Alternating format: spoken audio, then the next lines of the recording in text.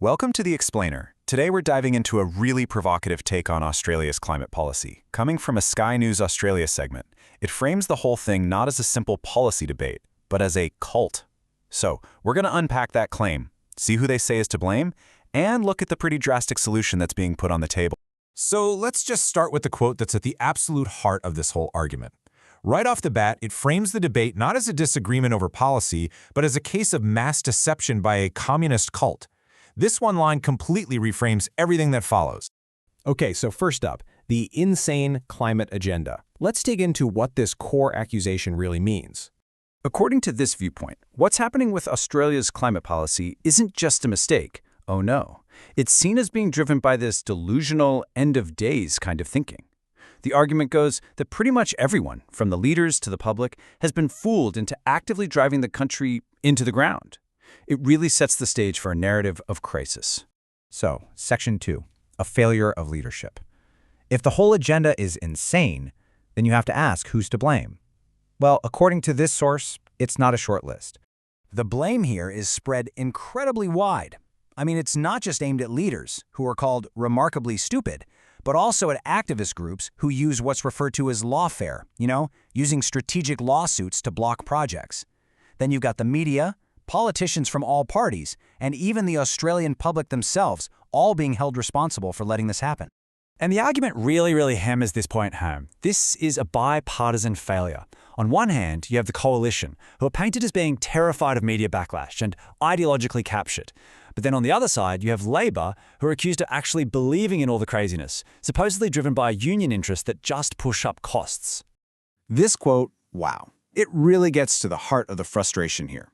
The argument is basically that while Labor might be wrong, at least they're being consistent with their beliefs. The coalition, however, is seen as betraying its own conservative principles.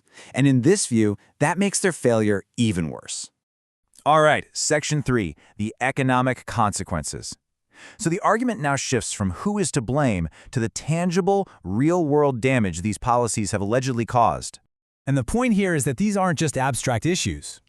The argument draws a direct line from climate policy to losing energy independence, to the high prices people are paying for fuel, and to a market that's been distorted by government subsidies for renewables, which in turn drives private money away from fossil fuels. The argument then really zeroes in on the regulatory environment. Things like crazy regulations, green tape, and those legal challenges from environmental groups, that lawfare again. They're all identified as the key things scaring off private investment. Okay, on to Section 4, the drill baby drill solution. After laying out this entire problem, the source offers a very different path forward. It's a full-throated return to traditional energy. And this specific oil discovery is held up as Exhibit A. It's presented as concrete, tangible proof that Australia has the resources. It's an example of the kind of potential that's supposedly being ignored under the current policies. And then you get this famous catchphrase, which just sums up the entire proposed solution perfectly. It's a simple, powerful, unambiguous call to action. You solve the energy crisis by going back to aggressive fossil fuel exploration. So the path to energy independence, according to this argument, is basically a three-step plan to reverse everything. First, you aggressively go after oil and gas. Second, you get rid of the regulations and the lawfare that are holding back investment. And third, you stop all taxpayer subsidies for renewables. And finally, our last section, a political crossroads. Because this isn't just presented as a debate about energy policy.